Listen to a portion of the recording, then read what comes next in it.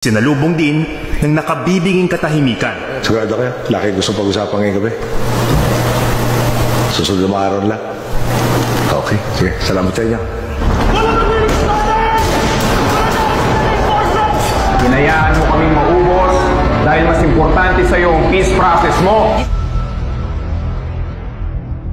We seek for clear answers from the other party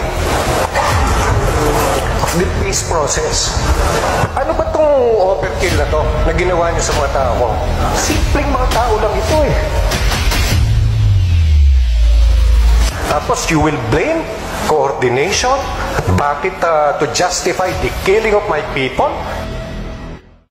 Kaya na ba ng Pilipino na marinig ang katotohanan ng hindi mapipikon?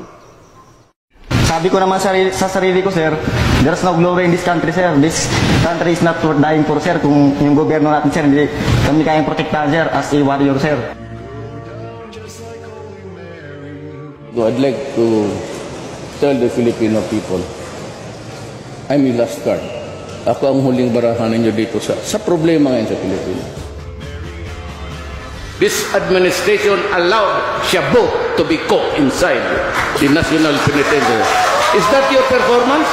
Yan ang Duterte Justice. Wala nang katotohanan. Kung ano lang pumasok sa isip mo, pigit mata, gagawin mo, baka may mamatay pang tao. Kung hindi ka marunong pumatay ng tao at takot kang mamatay, yan ang problema. You cannot be a president.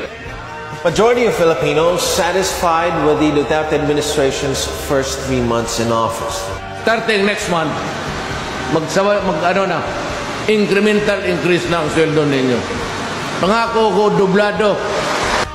Tsaka, I assure you, walang nagmahal noon sa police na abot sa standard ko. I would like to guarantee all of you that if it is in the performance of your duty sa pagkasundalo mo, wala kayong isipin. I will also protect you. Maganda ang pinakita ninyo sa bayan. And I give you my salute. Sa ating matapang at walang takot na pinuno, lahat po kami ay nagbibigay ng taus-pusong pasasalamat. Sinadalangin po namin ang iyong tagumpay sa bawat pagsagawa ng mga pagbabago sa mga kalakaran ng ating gobyerno.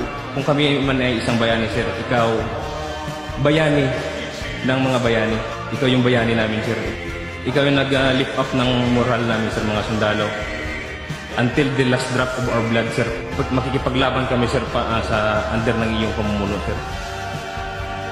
Kami mamamatay, sir, sa paglilingkod sa bayan. Dahil nakita namin ang aming presidente na talagang sincero. May honor ba tayo? Lakasan mo, may honor ba tayo?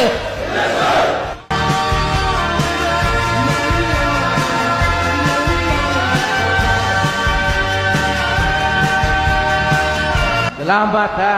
Daghan kaayong salamat.